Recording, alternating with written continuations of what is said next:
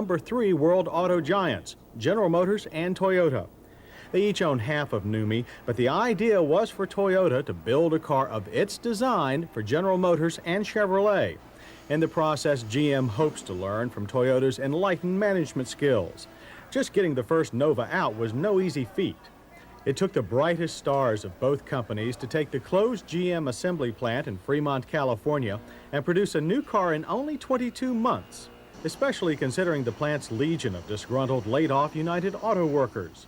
Well, actually, they're not turning out a totally new car. It's really a U.S. version of a high-line Toyota Corolla model known as the Sprinter, which isn't sold in this country.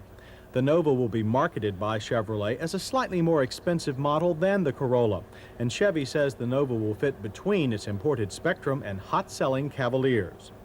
The initial Nova is a sedan with 4 large doors.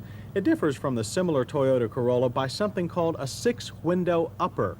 Well, that's auto jargon for a passenger compartment with 3 windows on each side. It'll be followed later this year by a 5-door hatchback, and according to our latest spy photos, it might get an expensive and un-Chevy-like flush headlight treatment. But the front of today's Nova looks every bit like a Chevrolet, from the big blue divisional bow tie to its quad Cavalier-style headlights. So the first parts of the new Nova you see will definitely say Chevy. But just about everything else says Toyota. The cabin is roomy, but except for a small imprint and more American-style fabrics, it could be a Corolla. The same can be said for the instrument pod and cluster.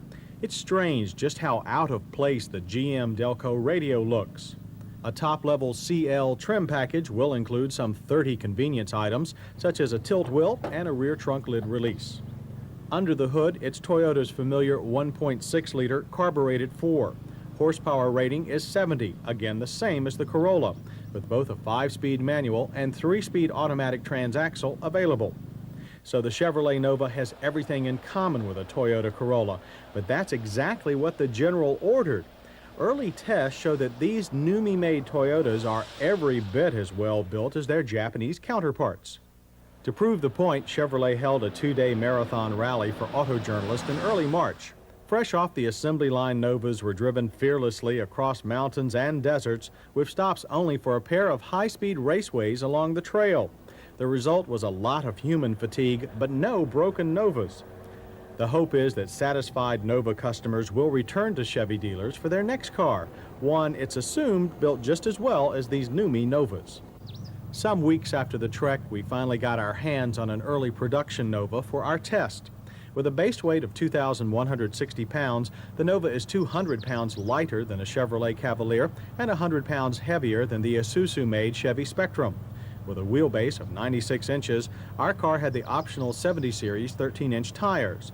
From our desert experience, we'd have to say that the standard 80 series tires are much too skinny.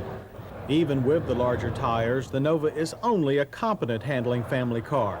There's a lot of front-end plow, just what you'd expect from a front-wheel drive car. But the lack of front or rear stabilizer bars meant more roll for the all-independent suspension than necessary. However, thanks to gas-filled struts all round, the ride for the Nova is much better than the norm for its class. Power for the Nova also, as you might expect, is just adequate. The 5-speed has medium-length shifts and is even smoother than the last Corolla I drove. Times from 0 to 60 were 13.8 seconds, average for all cars.